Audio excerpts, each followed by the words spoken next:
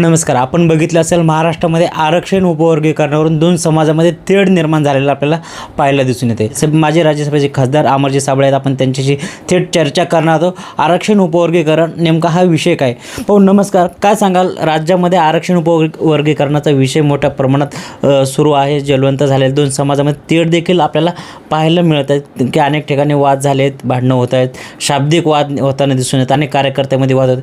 बरं, आरक्षण उपवर्गीकरणाची खरंच गरज होती का? आणि होती तर ती त्याच्यातनं फायदा काय? तर आरक्षण उपवर्गीकरण झालं तर त्याचं नुकसान काय?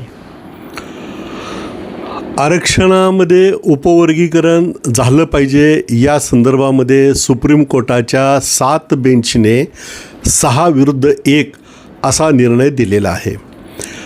आणि त्या निर्णयाच्या आधारे पंजाब, हरियाणा, तेलंगणा, कर्नाटक या राज्यामध्ये उपवर्गीकरण सुरळीत पार पडलेलं आहे. त्याच उपवर्गीकरणाची मागणी महाराष्ट्रामध्ये मातंग समाजाच्या काही संघटनांनी केलेली आहे.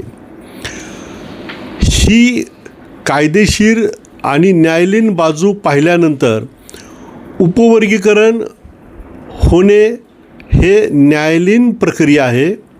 फक्त न्यायालयीन प्रक्रिया पार पाडत असताना त्याच्यामध्ये पारदर्शकता, समाजहित आणि सर्व समाजाला विश्वासात घेऊन एक सामाजिक सौहार्दाचं वातावरण निर्माण करणं हे राज्य सरकारची जबाबदारी आहे.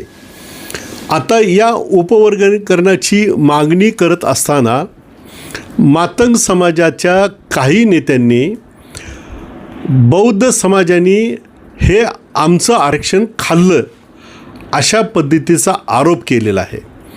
परंतु लोकसंख्याशास्त्रीय स्वास्थ्य निर्देशांक जर आपण तपासला तर नवबौद्ध आणि महार समाजापेक्षा 7-8 जाती अशा आहेत की त्यांचा निर्देशांक महार नवबौद्ध जातीपेक्षा जास्त आहे. आणि मातंग समाजापेक्षा जवळजवळ 20-25 जाती ह्या त्यांच्यापेक्षा या निर्देशांकाच्या कमी आहेत.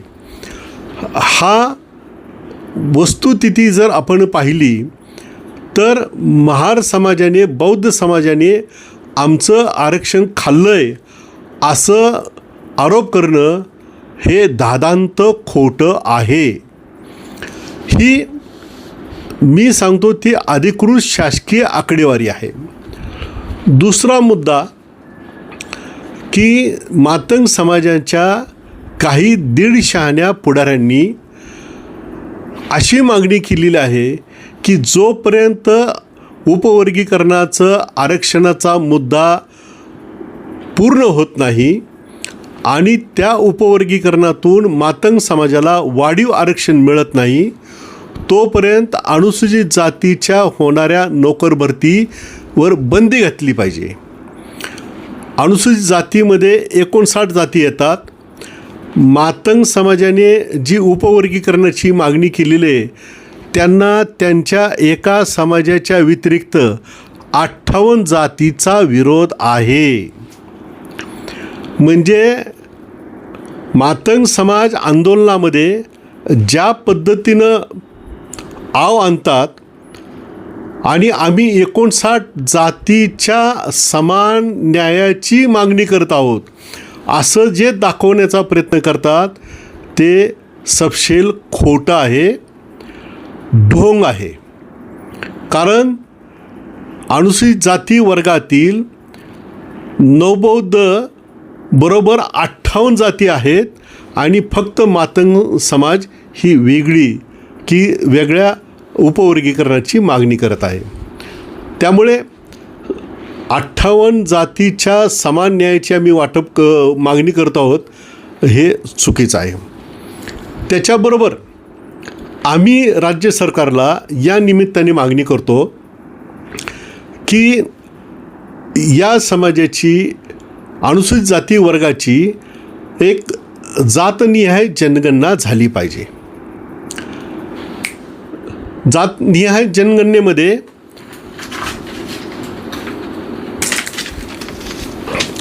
जातनिहाय जनगणनेमध्ये काही गोष्टी बघितल्या तर अनुसूचित जातीचं जे 13% आरक्षण आहे, ह्या 13%च्या आरक्षणानुसार अनुसूचित जाती उपयोजनेमध्ये 2010 ते 2024मध्ये या 14 वर्षामध्ये 1,11,813.19 कोटीची तरतूद करण्यात आलेली आहे.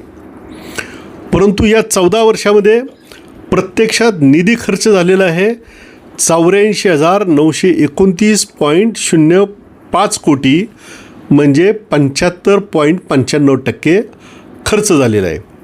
याचा अर्थ असा की 24.05% म्हणजे 26,889.14 कोटी खर्च झालेले नाहीत. त्याचबरोबर या सरकारमध्ये जी नोकर भरती होते त्या नोकर भरतीमध्ये काय परिस्थिती आहे? त्या नोकर भरतीमध्ये गेल्या 14 वर्षामध्ये निर्माण पदे आहेत 94,224 पदे. त्यापैकी भरली गेलेली पदे किती आहेत? 85,308, म्हणजे 90.54% पदं भरलेली आहेत. आणि रिक्त पदे आहेत 8,915, म्हणजे 9.46% पदं रिक्त आहेत. तर ही रिक्त पदं आणि जो आर्थिक बॅकलॉग आहे हा भरला पाहिजे आणि त्याचा सगळ्यांना वाटप मिळाला पाहिजे. आम्ही असं म्हणत नाही की मातंग समाजाला काहीच मिळालं नाही पाहिजे. मातंग समाज मागास आहे, त्याच्यापेक्षा अधिक मागास जे आहे त्या सर्वांना वाटा मिळाला पाहिजे. परंतु केवळ एका समाजाबद्दल लोकांच्या मनामध्ये विष कालवणं, गैरसमज निर्माण करणं, जातीमध्ये भेद निर्माण करणं हे चुकीचं आहे. गर्व से कहो हम हिंदू है, हिंदू सारा एक, आपण असं म्हणतो. मग ह्या 59 जातीपैकी एक नवबौद्ध समाज आहे आणि 58 जाती आहेत, ह्या सर्व हिंदू आहेत. मग एका हिंदू जातीच्या मागणीवरून तुम्ही 57 हिंदू जातीवर तुम्ही अन्याय करणार का? याचाही विचार केला पाहिजे. हिंदुत्ववादी सरकार आहे, व्यापक हिंदुत्वाची व्याख्या करणारं आणि व्यापक हिंदू हिताच्या विचारसरणीने राज्यकारभार करणारं हे सरकार आहे. मग एका जातीचे लाड पुरवण्यासाठी 57 जातीवर, हिंदू जातीवर अन्याय करणं हे कोणत्याही हिंदुत्ववादी राज्य सरकारला परवडणारे नाही. मातंग समाजाच्या नेत्याने कायम राज्यकर्त्यांचा गैरसमज निर्माण करून देण्याचं काम केलेलं आहे आणि आपली राजकीय पोळी भाजण्यासाठी कुणाला आमदार आहे त्याला मंत्री व्हायचं आहे, जो कार्यकर्ता आहे त्याला शासकीय कमिटीवर जायचं आहे, काहींना पैसे कमवायचे आहेत, काहींना प्रतिष्ठा कमवायची. आमचं म्हणणं असं आहे की अंबानी आणि अडानी यांचा विकास झाला, आम्ही त्यांचा दुस्वास केला नाही. मातंग समाजातली माणसं अंबानी अडानी एवढी मोठी झाली तर आम्हाला खुशी आहे, कारण तेही आमच्या रक्तमासाचे आहेत. परंतु त्यांनीच आपल्या समाजाच्या विकासाच्या वाटा बंद करणे हे बरोबर नाहीत.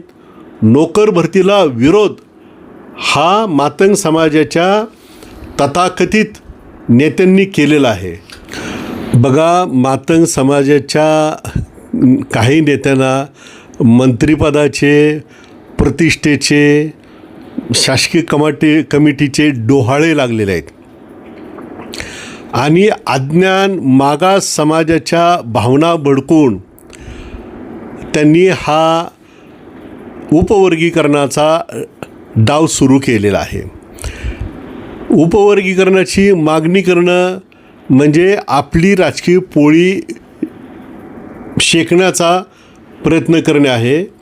परंतु जे मातंग समाजातले विद्वान आहेत, समाजधुरीण आहेत, ज्यांना समाजाचं हित माहीत आहे, ते अशा पद्धतीची मागणी करताना दिसत नाही.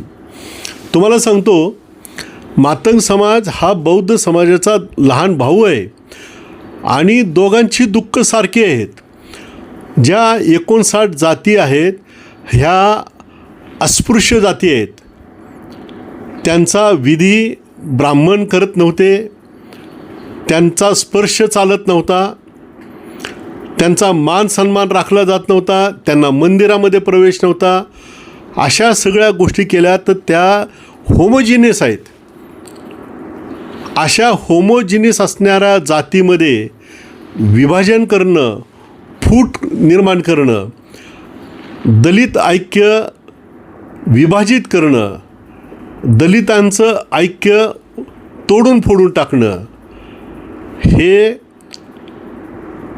मातंग समाजाच्या लक्षात येत नाही. उत्तर प्रदेशचे मुख्यमंत्री आदित्यनाथ योगीजी यांनी जी घोषणा केलेली आहे ती फार महत्त्वाची आहे. बटेंगे तो कटेंगे.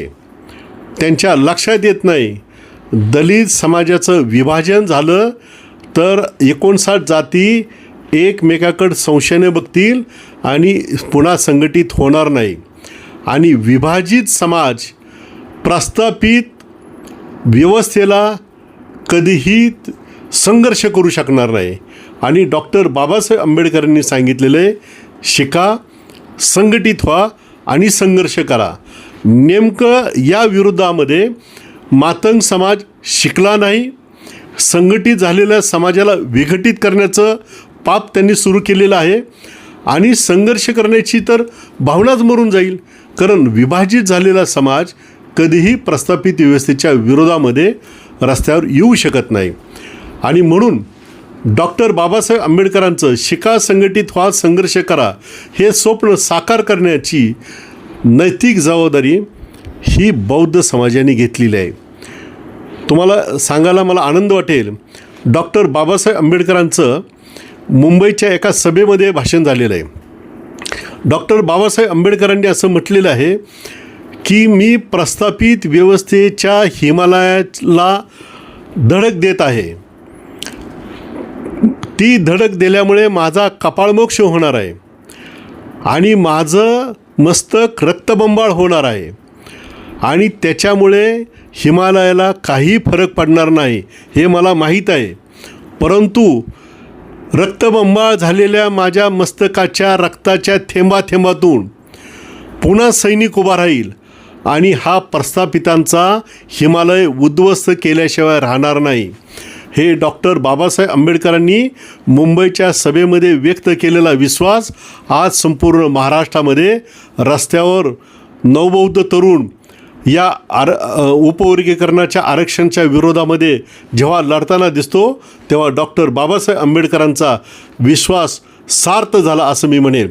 ह्याचं कारण असं, खरं पाहायला गेलं, वस्तुस्थिती जर तपासली तर या उपवर्गीकरणातून नवबौद्ध समाजाचा फायदा होणार आहे.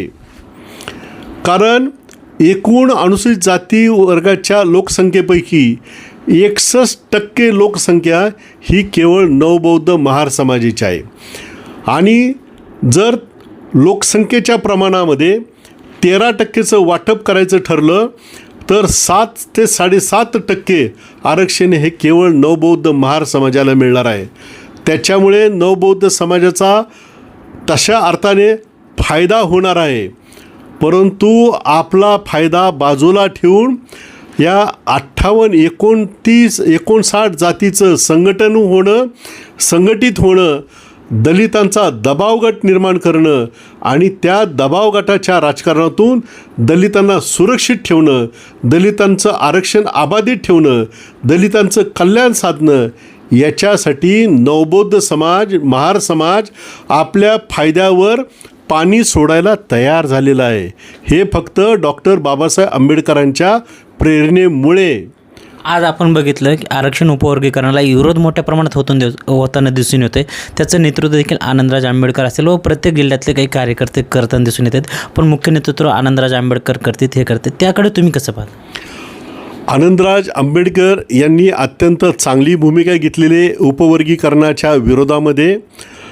त्यांनी मुंबईमध्ये काढलेल्या भव्य दिव्य मोर्चाचं त्यांनी नेतृत्व केलेलं आहे. परंतु महाराष्ट्रामध्ये ज्याला संघटन नाही, ज्याला पक्ष नाही, पक्ष संघटनचे सगळे भिंती पाडून सर्व समाज हा संघटित होत चाललेला आहे. त्या ठिकाणी कुठल्याही पार्टीचा नेता नाही, कुठल्या संघटनेचा नेता नाही, सगळा समाज एकत्र होतो आहे आणि ह्या उपवर्गीकरणाच्या आंदोलनाच्या विरोधामध्ये डॉक्टर बाबासाहेब आंबेडकरांच्या विचाराने प्रेरित होऊन आपल्या आरक्षणाच्या फायद्यावर पाणी सोडून समाज संघटित करण्यासाठी एकत्र येताना दिसत आहेत. असाच प्रयोग जेव्हा ॲट्रॉसिटीच्या विरोधामध्ये सुप्रीम कोर्टाने निर्णय दिला होता, तेव्हा फेसलेस आणि लीडरलेस असा समाज रस्त्यावर आला, उद्रेक झाला आणि त्या उद्रेकाची गंभीर दखल देशाचे पंतप्रधान नरेंद्र मोदीजींनी घेतला आणि मला सांगायला आनंद वाटतो की जेव्हा समाजाचा उद्रेक निर्माण होतो त्याची गंभीर दखल घेण्याची संवेदनशीलता प्रधानमंत्री नरेंद्र मोदीजी यांच्याजवळ असल्यामुळे प्रधानमंत्री नरेंद्र मोदीजींनी सुप्रीम कोर्टाने दिलेला निर्णय बाजूला ठेवून संविधानामध्ये राज्यघटनेमध्ये दुरुस्ती केली आणि दलितांसाठी ॲट्रॉसिटी कायदा जो दलितांच्या सुरक्षेसाठी आहे तो अधिक कडक करण्याचं काम केलेलं आहे. त्यावेळेस नरेंद्र मोदीजींनी जाहीर केलं होतं की दलितांच्या हक्कासाठी, दलितांच्या आरक्षणासाठी, दलितांच्या कल्याणासाठी आणि दलितांच्या सुरक्षेसाठी नरेंद्र मोदी सरकार कटिबद्ध आहे.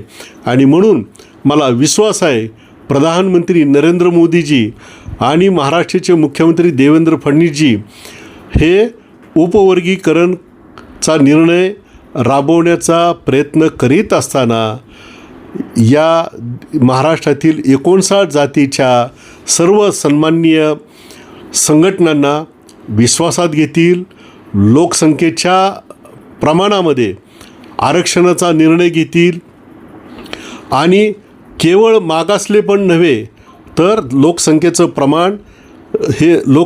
प्रमाण हे प्रमाण मानलं पाहिजे. अशा पद्धतीनं ते विचार करतील. जोपर्यंत जातनिहाय जनगणना होत नाही, जोपर्यंत लोकसंख्याशास्त्रीय स्वास्थ्य निर्देशांक हा समोर येत नाही, तोपर्यंत उपवर्गीकरणाचा निर्णय घाईघाईत घेऊ नये असे मी आवाहन करत आहे. हो, तुम्ही सरकारमध्ये आहात, सरकारबद्दल तुम्हाला अनेक घडामोडी माहीत आहेत. तुम्हाला काय वाटतं ह्या मागणीचा सरकार किती गांभीर्याने मातंग समाजाच्या मागणीचा विचार करेल आणि जो विरोध होताना दिसून येते, विरोध मोठ्या प्रमाणात होताना दिसून येते, ह्या दोन्ही मागणीचा व दोन्ही बाजूचा विचार सरकार कशा पद्धतीने करेल, शेवटी काय निर्णय होऊ शकतो, तुम्हाला काय वाटतं? हे बघा, मी आज तुमच्यासमोर बोलतो आहे. मी भारतीय जनता पार्टीचा कार्यकर्ता म्हणून बोलत नाही. मी ज्या समाजामध्ये मी जन्मलो त्या समाजाचं सुख आणि दुःख मी पाहिलेलं आहे. त्या समाजाचा एक सामान्य नागरिक म्हणून मी आपल्यासमोर बोलत आहे. सुप्रीम कोर्टाने निर्णय दिलेला आहे, 4-5 राज्यांनी तो राबवला आहे. त्यामुळे सुप्रीम कोर्टाचे निर्णयाची अंमलबजावणी करणे हे कोणत्याही राज्य सरकारचे नैतिक आणि कायदेशीर कर्तव्य आहे. त्यामुळे त्यांना उपवर्गीकरण हे करावे लागणार आहे, हे आपल्याला नाकारता येणार नाही. करावे लागणार आहे ते बरोबर आहे, पण विरोध होताना दिसून येतो. परंतु उपवर्गीकरण करत असताना सुप्रीम कोर्टाच्या दिशानिर्देशाप्रमाणे पूर्णपणे पारदर्शकता असली पाहिजे. इम्पिरिकल डेटा हा तुमच्या हातात असला पाहिजे. सर्वांना विश्वासात घेतलं गेलं पाहिजे. लोकसंख्याशास्त्रीय स्वास्थ्य निर्देशांक आणि लोकसंख्या याचा विचार करून आणि पाठीमागचा जो आर्थिक विकासातला बॅकलॉग आहे आणि नोकर भरतीतला बॅकलॉग आहे हा सर्व भरून काढून मग तुम्ही उपवर्गीकरणाचा निर्णय घेतला तर समाजामध्ये जो बेबनाव निर्माण झालेला आहे, जी दुही निर्माण झालेली आहे, ती दुही निघून जाईल आणि सर्व समाजामध्ये सौहार्दाचं वातावरण होईल आणि उपवर्गीकरणाचा निर्णय कायदेशीरपणे राबवल्याचं राज्य सरकारने कर्तव्य पार पाडल्याचा त्यांना आनंद होईल. आंबेडकर समाजाचं नेतृत्व करणारे असतील, प्रकाश आंबेडकर असतील, आनंदराज आंबेडकर असतील, कावडे साहेब असतील, आठवले साहेब असतील, तुम्ही असतील, या सर्वांची एक बैठक घेऊन आरक्षण उपवर्गीकरणावर काहीतरी मार्ग काढावा सरकारनं, असं तुम्हाला वाटतं का? मी तुम्हाला मगाशीच निवेदन करताना सांगितलेलं आहे, या सरकारने या महाराष्ट्रातील 59 जातीच्या महाराष्ट्र स्तरावर रजिस्टर असणाऱ्या किंवा जनमान्यता असणाऱ्या अशा सर्व समाजाच्या संघटनांच्या प्रतिनिधीशी चर्चा केली पाहिजे, त्यांना विश्वासात घेतलं पाहिजे. महाराष्ट्र विधानमंडळातील अनुसूचित जाती वर्गातील सर्व सदस्यांना विश्वासात घेतलं पाहिजे, त्यांच्याशी चर्चा केली पाहिजे. सर्व समाज धुरीणांशी चर्चा केली पाहिजे. सर्व इम्पिरिकल डेटा, जातनिहाय जनगणना, लोकसंख्या आणि स्वास्थ्य निर्देशांक याचा सगळ्याचा विचार केला पाहिजे आणि नंतर उपवर्गीकरणाचा निर्णय घेतला पाहिजे. या सर्व बाबींचा राज्य शासनाने गांभीर्याने विचार केला आणि समाजामध्ये सौहार्द राखण्याचा प्रयत्न केल्यास राज्य सरकार जे उपवर्गीकरणाचा निर्णय घेणार आहे त्या उपवर्गीकरणाच्या निर्णयाला आम्ही पाठिंबा व्यक्त करू. म्हणजे एकीकडं जर आरक्षण उपवर्गीकरण जरी झालं तर याच्यात बौद्ध समाजाचं कोणत्याही प्रकारचं नुकसान होणार नाही असं तुम्ही म्हणाले होते, म्हणजे ते खरोखर आहे का? महाराष्ट्रामध्ये अनुसूचित जातीमध्ये असणाऱ्या 59 जातीपैकी 61% समाज हा नवबौद्ध आणि महार समाज आहे. त्यामुळे लोकसंख्येच्या प्रमाणामध्ये जर विचार केला तर बौद्ध समाजाला 7 ते 7.5% आरक्षण हे द्यावंच लागणार आहे. आत्ता काय होतं की आत्ता परिस्थिती अशी आहे की सर्वात जास्त फायदा माला, दासरी, खाटीक, चर्मकार अशा समाजाला त्याचा जास्त लाभ होतो आहे. परंतु नवबौद्ध समाजाने त्या समाजाच्या नावाने कधीही खडे फोडले नाहीत आणि लोकसंख्येच्या प्रमाणापेक्षा जास्त लाभ घेतात अशी ओरड केली नाही. परंतु जर हे आरक्षण लोकसंख्या शास्त्राप्रमाणे जर उपवर्गीकरण झालं तर बौद्ध समाजाला सेपरेट 7-7.5% आरक्षण मिळेल. त्यामुळे उलट हा नवबौद्ध समाजाचा उपवर्गीकरणातून फायदा होईल असं लोकसंख्या सांगतं. पण आरक्षण उपवर्गीकरणाचा जो विषय चालू आहे, मातंग समाज फक्त बौद्ध समाजाला टार्गेट करतो, बाकी इतर कुठल्याही समाजाला टार्गेट करताना दिसून येत नाही. हे पहा की या महाराष्ट्रामध्ये की नवबौद्धला टार्गेट केल्याशिवाय आपली राजकीय पोळी भाजू शकत नाही, आपला स्वार्थ साधू शकत नाही. राज्यकर्त्या सत्ताधारी पक्षाच्या जवळ जाता येत नाही आणि सत्ताधारी पक्षाच्या जवळ जाण्यासाठी जो आमदार आहे त्याला मंत्री होण्यासाठी, जो कार्यकर्ता आहे त्याला शासकीय कमिटीवर जाण्यासाठी, ज्याला त्याला पैसे कमवण्यासाठी हे सगळं बौद्ध समाजाला बदनाम करून इतर समाजाला वेगळे पाडण्याचा त्यांनी डाव रचला होता. परंतु मला सांगायला आनंद वाटतो की 58 जातींचं भल्याची भाषा करत करत मातंग समाजाने आंदोलन सुरू केलं. परंतु 58 जातीपैकी 57 जाती त्यांच्यापासून दुरावल्या गेल्या आणि त्या सर्व 57 जाती ह्या बौद्ध समाजाच्या पाठीशी आल्या आणि बौद्ध समाज आणि इतर 57 जाती एकत्र होऊन 58 जाती एकत्र झालेल्या आहेत आणि फक्त मातंग समाज आपलं उपवर्गीकरणाचं गाठोडं घेऊन आपलं पुढं निघालेलं आहे. ती त्यांची मिलीभगत आहे आणि हे सुपारी घेऊन जे काम करणं म्हणतात ना असं मातंग समाजाच्या पुढाऱ्यांनी सुरू केलेलं आहे. परंतु आम्ही मातंग समाज हा दलित समाज आहे, अस्पृश्य समाज आहे, तो आमचा भाऊ आहे. त्यांच्यामध्ये मागासलेपण आहे ते दूर झालं पाहिजे. गरज पडेल तिथं एक पाऊल बौद्ध समाजाने मागे घेऊन मातंग समाजाला अधिक सुविधा देण्यासाठी प्रयत्न केला पाहिजे. सरकारने सुद्धा तसा प्रयत्न केला पाहिजे असा आम्ही विचार करतो. कारण याच मातंग समाजातील अण्णाभाऊ साठे काय म्हणतात, जगबदल घालूनी घाव सांगून गेले मज भीमराव. म्हणजे लोकशाहीर अण्णाभाऊ साठे हे डॉक्टर बाबासाहेब आंबेडकरांची निष्ठेचा संदेश समाजाला देतात. मराठवाडा विद्यापीठाचं नामांतर डॉक्टर बाबासाहेब आंबेडकर मराठवाडा विद्यापीठ व्हावं याच्यासाठी जी चळवळ उभी राहिली त्यातला पहिला शहीद कोण गेला असेल तो पोचीराम कांबळे हा मातंग समाजाचा आहे. आणि भीमशायरीतून लोकप्रबोधन करून लोकसंगीताला प्रतिष्ठा देण्याचं काम कुणी केलं असेल तर विठ्ठल उमप यांनी केलं, ते सुद्धा मातंग समाजाचे आहे. परंतु डॉक्टर बाबासाहेब आंबेडकरांच्या विचाराशी निष्ठा प्रामाणिक राहून त्यांनी समाजाची सेवा केली. म्हणून आजही हे अण्णाभाऊ साठे असतील, पोचीराम कांबळे असेल, विठ्ठल उमप आहे, हे नवबौद्ध समाज आणि दलित समाजामध्ये श्रद्धेचे आणि गौरवाचे विषय आहेत. आणि ही गौरवाची परंपरा तोडून मातंग समाजाच्या मुठभर पुढाऱ्यांनी राजकीय स्वार्थासाठी 59 जातीमध्ये भांडण लावून स्वतःचा स्वार्थ साधण्याचा प्रयत्न केलेला आहे.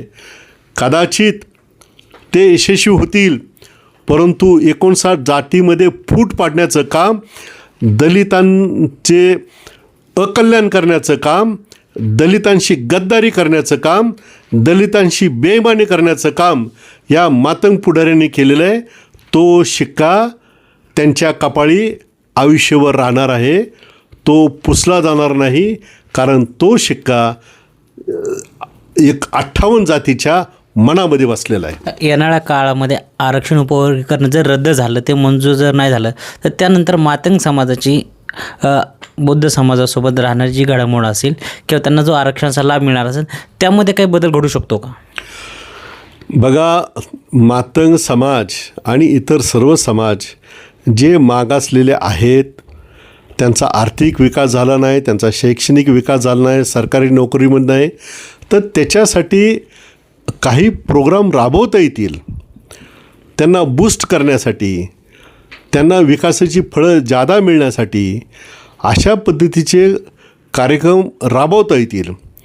परंतु जातीमध्ये विद्वेषाची भावना पेरून स्वतःची पोळी भाजण्याचा प्रयत्न केला तर तुम्हाला, आणि मातंग समाजाला मिळालं तर किती मिळतील? मातंग समाजाला मिळालं तर 2% जास्त मिळू शकत नाही.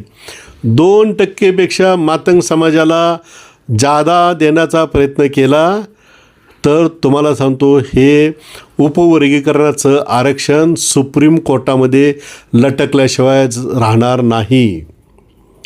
त्यामुळे 13%ची समुद्र सोडून 2%च्या डबक्यामध्ये पोहण्याचा अगर मातंग समाजाला अवदसा आठवली असेल तर पुढच्या पिढ्यांना त्या नरकामध्ये ढकलण्याचं पाप आहे.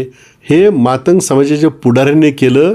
हे पुढच्या मातंग समाजाच्या पुढच्या पिढीला कळेल आणि त्यांना सोसावं लागेल, हे त्यांनी लक्षात घ्यावं.